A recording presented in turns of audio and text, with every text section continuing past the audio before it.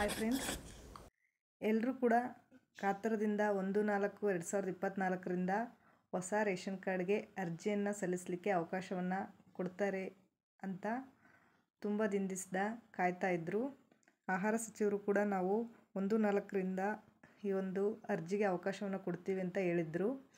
ಆದರೆ ನಾವು ವೆಬ್ಸೈಟಲ್ಲಿ ಆನ್ಲೈನಲ್ಲಿ ನೋಡಿದಾಗ ಯಾವುದೇ ರೀತಿಯಾದಂತಹ ಒಂದು ಹೊಸ ರೇಷನ್ ಕಾರ್ಡ್ಗೆ ಅರ್ಜಿಯನ್ನು ಬಿಟ್ಟಿರೋದಿಲ್ಲ. ನೀವೇ ಚೆಕ್ ಮಾಡ್ಕೋಬೋದು ನಿಮ್ಮ ಮೊಬೈಲಲ್ಲೇ. ನೋಡಿರಿ, ahar.in ಹೋದರೆ ಈ ಥರ ಈ ಸರ್ವಿಸಲ್ಲಿ ಈ ಎಲ್ಲ ಆಪ್ಷನ್ಸು ಬರ್ತವೆ. ಆದರೆ ಇದರಲ್ಲಿ ಯಾವುದೇ ಆದಂತಹ ಹೊಸ ರೇಷನ್ ಕಾರ್ಡ್ಗೆ ಒಂದು ಅವಕಾಶವನ್ನು ಕೊಟ್ಟಿಲ್ಲ.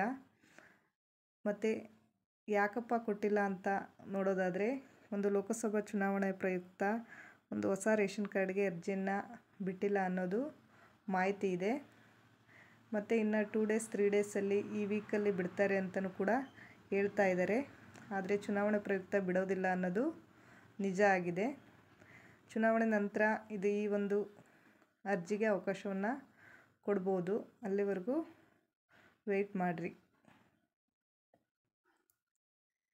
ಹಾಗೆ ತುಂಬ ಜನ ಆಲ್ರೆಡಿ ಅಲ್ಲಿ ಅಪ್ಲಿಕೇಶನ್ಸ್ ಬಿಟ್ಟಿದ್ದಾರೆ ಅಂತ ಹೇಳಿ ಓಡಾಡ್ತಿರೋದು ತುಂಬ ನೋಡ್ತಾ ಇದ್ವಿ ಇವತ್ತು.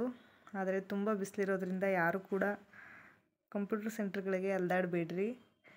ಅರ್ಜಿಗೆ ಅವಕಾಶ ಕೊಟ್ಟಾಗ ಈ ವಿಷಯ ಎಲ್ರಿಗೂ ತಿಳಿಯುತ್ತೆ.